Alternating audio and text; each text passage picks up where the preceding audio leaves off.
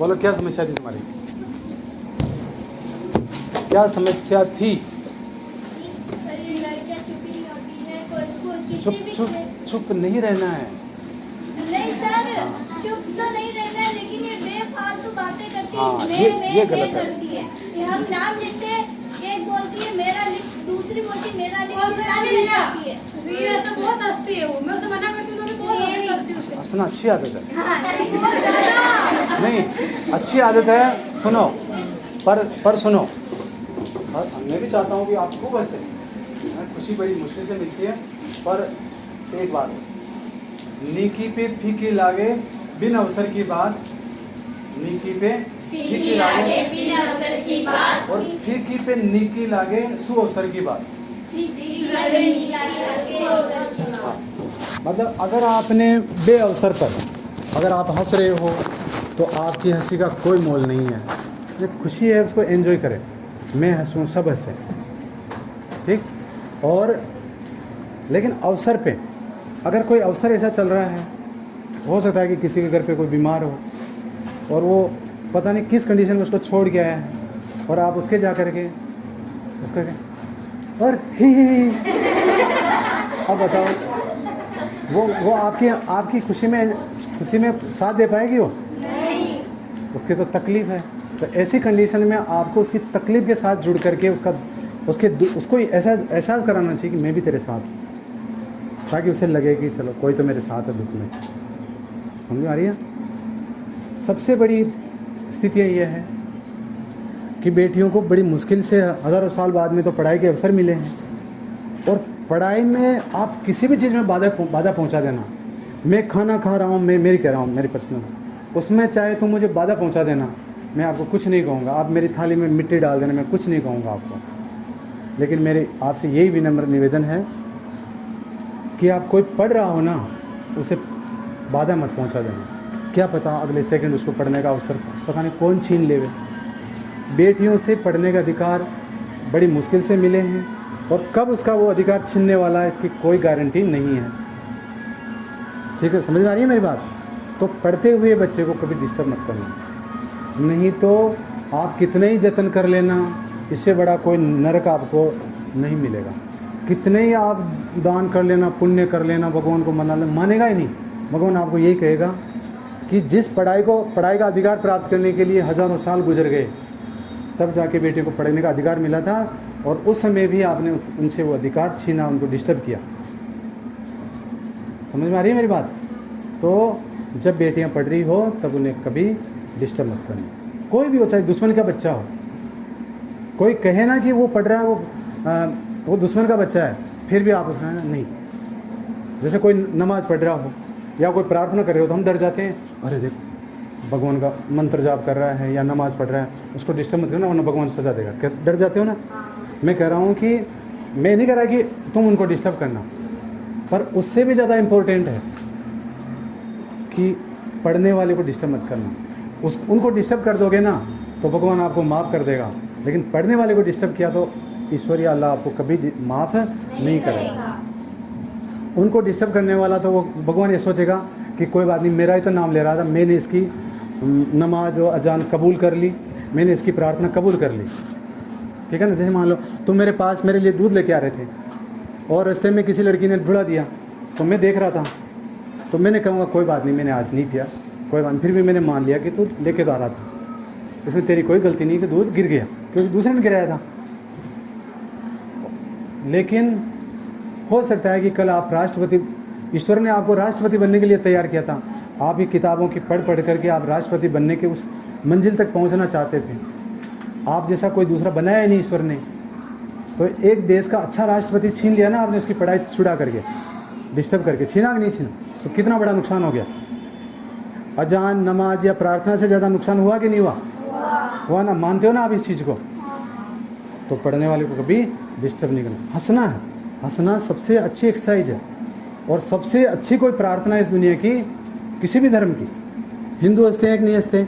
मुसलमान भी हंसते हैं ना, ईसाई भी हंसते हैं, सिख भी हंसते हैं, जैन भी हंसते हैं, सब हंसते हैं और सब रोते भी हैं। तो दुनिया की सबसे अच्छी कोई प्रार्थना है तो वो हंसी है। क्या है? तो हंसना अच्छा है, लेकिन कहाँ हंसना है ऐसा। यहाँ के खड़े खड़े हो ना, फिर देखो भाई मुझे हंसी आ रही है, जो हंस लूँ क्या? मैंने तो कहा है, उसी में सबको हंसी आ गई ना। तो ये अच्छी एक्सरसाइज, अच्छी प्रार्थना है, आप इसको सबके साथ बांटिए, अकेली मत हंस। क्या नाम है तेरा? रिया। तो रिया अकेले नहीं हंसना है, सबके साथ बांटो इसको। सभी श्रीति। हाँ सभी हंस रही थी ना, अच्छी बात। मन करे तब सब हंस लो, पर इस बात का ध्यान रखा जाए कि हमारे देश की कोई राष्ट्रपति पढ़ाई से डिस्टर्ब तो नहीं हो रही है। और कोई बात, मेरा पीरियड इस क्लास में, आप आई थी ना इसलिए मैं आ गया, ठीक है? तो पढ़ाई करना। हाँ वो इंटरवल बाद में आपकी 15 अगस्त की तैयारी करेंगे। आप अच्छे से भाषण तैयार करो, अच्छी अच्छी कविताएं लिखो, स्वतंत्रता दिवस के बारे में खुद ही लिखो और खुद के बोलो, औरों की टिप टिप के मत लाओ। आप खुद कविताएं लिखो, अच्छे भाषण लिखो, यहीं अच्छे से एंजॉय करेंगे ना अपन को। सर हमें गीत बोलना है। आप खुद लिख के लाए हो क्या? ठीक, बोल दो, बातें मत करना ना।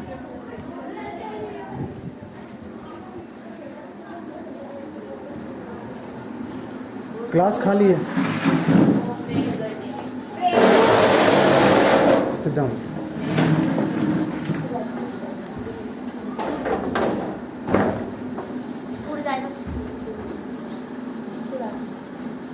बात नहीं है, नहीं वो कहीं टूट जाएगी, इसलिए गाय तो ये थोड़ी गाय टूटेगी। टूट जाती है, क्या टूटने के बाद क्या कर सकते हैं? हाँ टूटने के बाद तो कुछ नहीं कर सकते, पर टूटने से पहले तो कर सकते हैं। सिर्फ बोलते ऐसे, ये देखो। नहीं, ये शिष्टाचार नहीं है, मैनर्स नहीं है। गलती स्वीकार करो और आगे से गलतियां नहीं दोहराई जाए। खड़ी हो।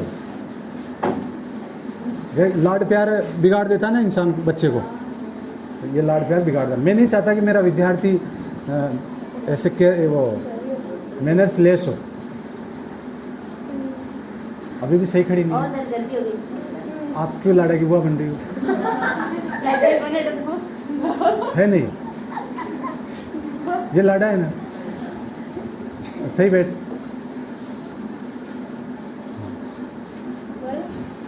क्या पनिशमेंट? मैं कौन हूँ? आप हमारे टीचर और टीचर हो, तो टीचर से कैसे बात करते हैं? ऐसे तो बात करते हैं, और कैसे करते हैं? आपकी अब आप क्या पनिशमेंट देना चाहते हो? नहीं, ये मेरा मजाक बना रही कि नहीं बना रही? बताओ भाई, ये मेरा मजाक बना रही कि नहीं बना रही? सर हंसी कंट्रोल नहीं है उसको, मैं क्या करूं? नहीं, ऐसी कौन सी बात है? गुनाह करके कौन हंसता है? गुनाह करके हंसता है कोई? फिर गुनाह थोड़ी मतलब क्या? आप अपने अपराध को भी हंसी में उड़ा दिया कि वो अपराध ही नहीं है।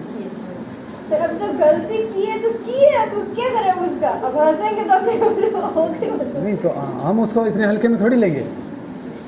फिर आपके पेरेंट्स को बुलाया जाएगा कि रास्ता था आपके पास, फिर भी आप बेंच से सीधी आई। मैंने सोचा कि वो डिस्टर्ब नहीं, सोचा क्या है? गलती की है आपने, सोचा तो कुछ भी हो भले। हो गया एग्जाम, रिजल्ट आ गया, मेरे को विश्वास नहीं हुआ कि तू फेल हो सकती है। किसमें हुई थी? सॉरी किसमें आई? केवल गणित में। मुझे पता चल जाएगा कि ये बच्ची गणित में फेल हो सकती है, मैं उसको कभी गणित में फेल नहीं होने देता। बताया नहीं तुमने? मैं राजनीति में फेल हो जाऊँ, अमन फेल हो तो बस। नहीं हो सकता। यही तो मैं सिखा रहा हूँ। मैं तो चाहता हूँ कि जीवन में किसी भी क्षेत्र में फेल नहीं हो। मुझे बताओ ना, राजनीति तो 10 बार पढ़ो फिर भी इधर से इधर निकलेगी वो। तो उसके लिए मैं आपको चाहता हूँ, देखो क्या लिखा है उसमें, राजनीति है ना, राज करने की नीति है ना। तो वो नीति, अरे उसका अपोजिट क्या होता है? अनीति। सही बात है ना। तो इसके लिए हम राजा कैसा होना चाहिए? शिष्टाचारी होना चाहिए। तो हमें शिष्टाचार सीखना है और वो आएगा अनुशासन से। ठीक है, आप किसी चीज़ को मजाक में नहीं ले सकते। ठीक है, आपकी मम्मी आपको बहुत प्रेम करती है, लाड प्यार से रखती है, फिर इसका मतलब ये नहीं कि आप मम्मी को माँ समझना ही बंद कर दे। वो आपको एक दोस्त की तरह समझती है। वो इसलिए समझती है कि आप अपनी हर बात अपनी मम्मी के साथ शेयर कर सको। अगर आप मम्मी और आपके बीच में गैप आ गया ना, तो फिर आप सोचोगे मेरी मम्मी मेरे को डांटेगी, तो आपकी बहुत सारी ऐसी परेशानियाँ होगी या गलतियाँ होगी, उनको छिपा लोगे आप और वो बड़ी बीमारी बन जाएगी।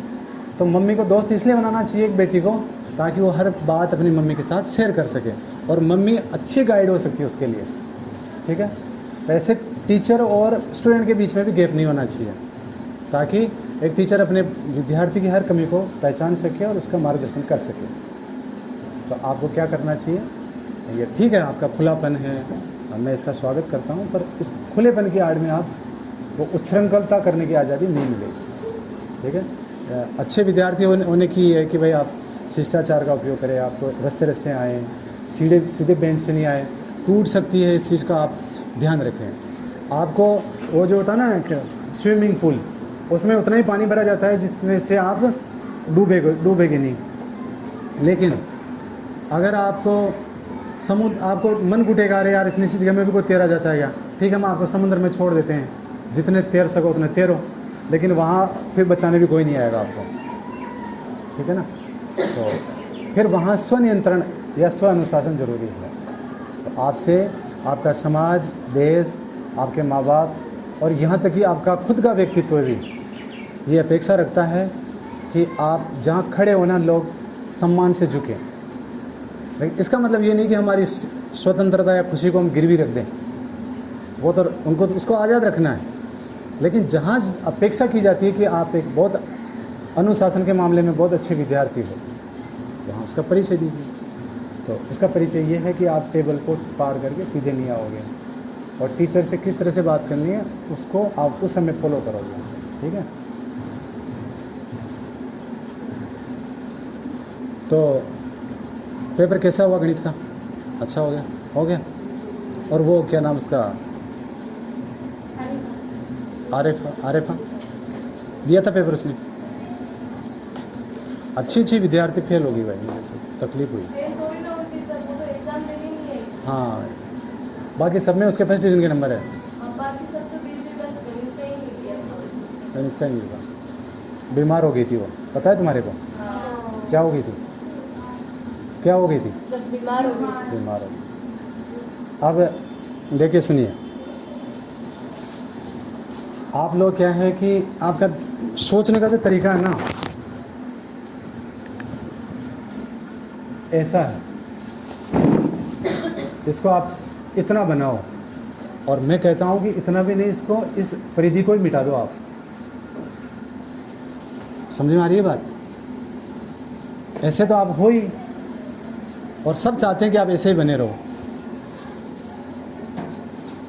मैं अक्सर मैं नहीं रखता, ये कोई पर्दा रखता ही नहीं, मैं सोचता नहीं आप लड़कियां हो, ठीक है।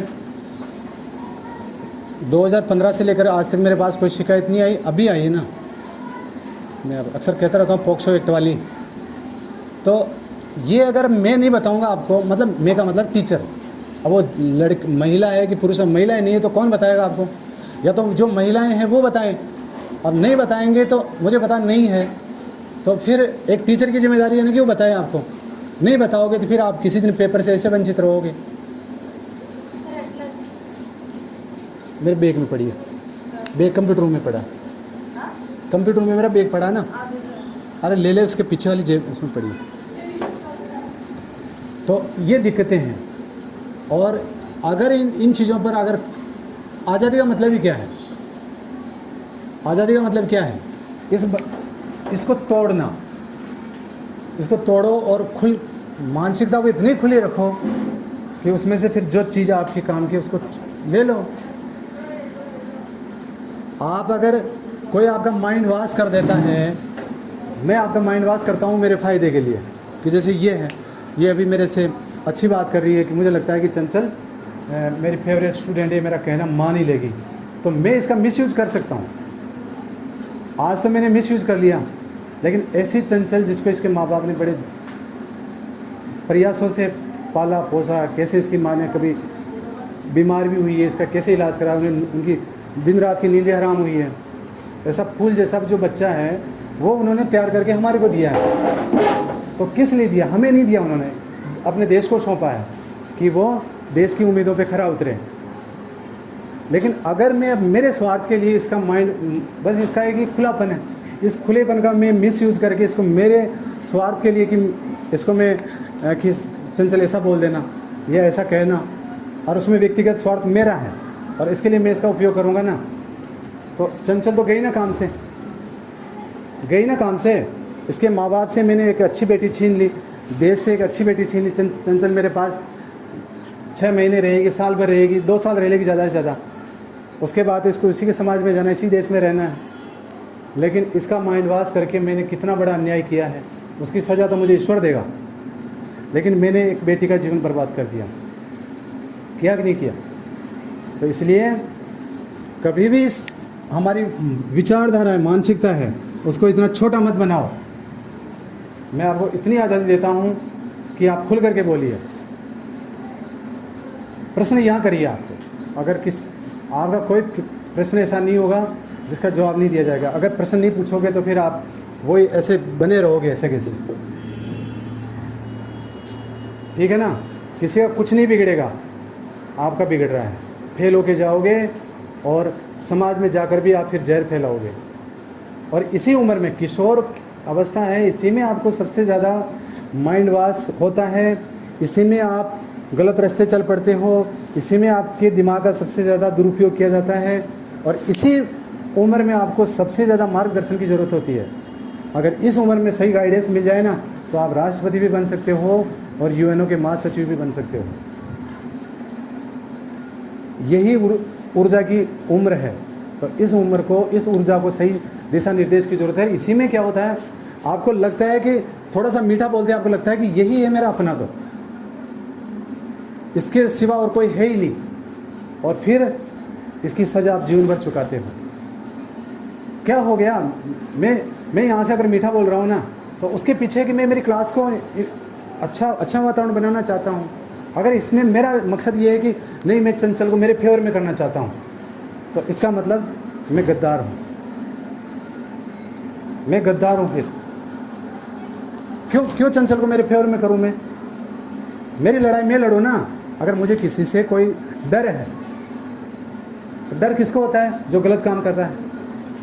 तो अगर मुझे डर है तो मैं मेरी लड़ाई लड़ूँ। मैं चंचल को क्यों, इसके माँ बाप ने तो इसको राष्ट्रपति बनने के लिए भेजा है, देश को सौंपा है। मेरी जगह कोई दूसरा टीचर होगा कि नहीं होगा? मैं आज हूँ, कल कोई दूसरा टीचर होगा। तो इसीलिए आप देश की उम्मीदें हो, दुनिया की उम्मीदें हो। आपके स्कूल में कम से कम 15-20 लाख का बजट आता है हर महीने का। वो हमारे देश की इतनी स्थिति अभी भी इतनी मजबूत नहीं कि हम अकेले हमारा देश किसी स्कूल को चला सके। ये पैसा सारा विदेशों से आता है, और विदेशों से इसलिए आता है कि यूएनओ, संयुक्त राष्ट्र संघ, वहाँ से पैसा आता है, और वो ये उम्मीद करता है कि दुनिया की जो हर देश की जो बेटी है वो बेटी है। वो आप ऐसे सोचो कि ये मेरी पृथ्वी है, इस पृथ्वी को मैं बहुत प्रेम करती हूँ, इसमें हर प्राणी के दुख दूर हो, और इस पृथ्वी को आप अपना घर जैसा समझे। और आप इसका जो पूरी संसार की जो ये संसद है ना, यूएनओ, इसके महासचिव पद पर बैठा हुआ व्यक्ति कैसे सोचता है, बस छोड़ रहा हूँ सर, तो वैसे आपकी सोच विकसित होनी चाहिए। ऐसे क्या नैरो माइंडनेस बना रखी है आपने, इतना छोटा मत बनाओ दिमाग को। अगर आपको लगता है कि ये प्रश्न गलत है, सर ने गलत बोला, तो सरकार मुझे पैसे किस बात की दे रही है? आपकी समस्या का समाधान करने के लिए ना, तो प्रश्न उठाइए। अगर नहीं उठाओगे तो फिर ये कोई तो चाहता है कि ये स्कूल का ताना बाना बिखरे, और ताना बाना बिखरेगा। चलो मैं एक रिपोर्ट लिखने बैठूंगा, या कोई टीचर बैठा, उससे नुकसान किसका हुआ? पूरी क्लास का हुआ ना, नुकसान तो आपका हो रहा है। तो आप समझिए, सब बच्चे ऐसे नहीं होते, पर कोई तो बच्चा है जो थोड़ा सा कमज़ोर दिमाग का होता है, उसको कोई बरगला सकता है। तो बरगलाओगे तो नुकसान हम यहाँ नहीं होंगे, हम दूसरे स्कूल में होंगे। मेरे पता ना आपको 2-3 केस पहले भी हो चुके हैं। हुआ क्या, बच्चों का नुकसान हो जाता है, पर होना जाना कुछ नहीं है। अब जैसे मान लो, अभी आज बार बात हो रही थी कि किसी टीचर के बारे में कुछ कहा, तो मतलब इतना है कि मैं मेरी लड़ाई खुद नहीं लड़ रहा हूँ, मैं बच्चों को माध्यम बना करके खड़ा कर देता हूँ, ये लो, तो नुकसान तो तुम्हारा हो रहा है भाई। तो आप इतने दिमाग ही नहीं है कि आपके माँ बाप ने आपको मेरा फेवर लेने के लिए भेजा है क्या? बोलो ना सर, आपकी लड़ाई आप लड़ो, हमारे को क्या लेना देना? आप इतने तो मजबूत बनो, खुला रखो दिमाग को परिधि मुक्त रखो। आप ये तो सोचिए कि कौन मुझे राष्ट्रपति बना रहा है, ये स्कूल बना रहा है, ये शिक्षा बना रही है, कि मैं हरी सिंह मीणा बना रहा है, मैं बना रहा हूँ कि आपको राष्ट्रपति। मैं कोई एहसान नहीं कर रहा आप पे, ये मेरा कर्तव्य, ड्यूटी है मेरी। और यहाँ से जो व्यक्ति बोल रहा है ना, वो एक ईश्वर की वाणी बोल रहा है, वो भेदभाव नहीं कर सकता आपके साथ। वो जो बोलेगा वो गुरु को ईश्वर से भी बड़ा बताया है, तो ईश्वर भी मानता है कि ये मेरे बच्चों का, आपको ईश्वर ने पैदा किया ना, तो वो ईश्वर की बनाई हुई जो बच्चे हैं आपको कोई अहित कैसे कर सकता है, आपको गलत शब्द कैसे बोल सकता है। तो यहाँ खड़ा होकर के कोई गलत नहीं बोलेगा आपको। तो आप इस चीज़ को समझिए और पहचानिए, आप अपने शब्दों को पहचानिए, अपनी विचारधारा को थोड़ा ओपन माइंड बनिए, नहीं तो फिर बहुत परेशानी होने वाली है। आप मेरे साथ तो 6 महीने रह लोगे, साल रह लोगे, 2 साल रह लोगे, उसी समाज में जाना है। वो समाज अपेक्षा कर रहा है कि मेरा बेटा पढ़ने गई, मेरी बेटी पढ़ने गई है। ये देश आपसे अपेक्षा कर रहा है कि वहाँ से आप क्या सीख के आए, क्या सेवा करने वाले हो आप समाज में। तो ऐसा छोटा सा दिमाग लेके मत जाओ आप, इस समाज, ये दिमाग की परिधियाँ तोड़ो आप, ठीक है। तो वो आज शिकायत आई, मेरा दिमाग ख़राब हो गया, बोले हम तो नहीं पढ़ेंगे। हम जिन बच्चों, वो कह रहे हैं कि सर जो कहते हैं आप वो कर रहे हैं हम, और कर ही रहे हैं ना, कर रहे हैं नहीं कर रहे सब सारे टीचर तो कह रहे हैं जो कर रहे हैं। सर अब फिर से शिकायत आई तो हमारा क्या मतलब रहा फिर। मैंने कहा सर आप पर कोई अंगुली नहीं उठाएगा, सारी वो परेशानी आपकी है जो मेरी है। तो उनको तो विश्वास दिलाया मैंने, तो थोड़ा आप ध्यान रखिए।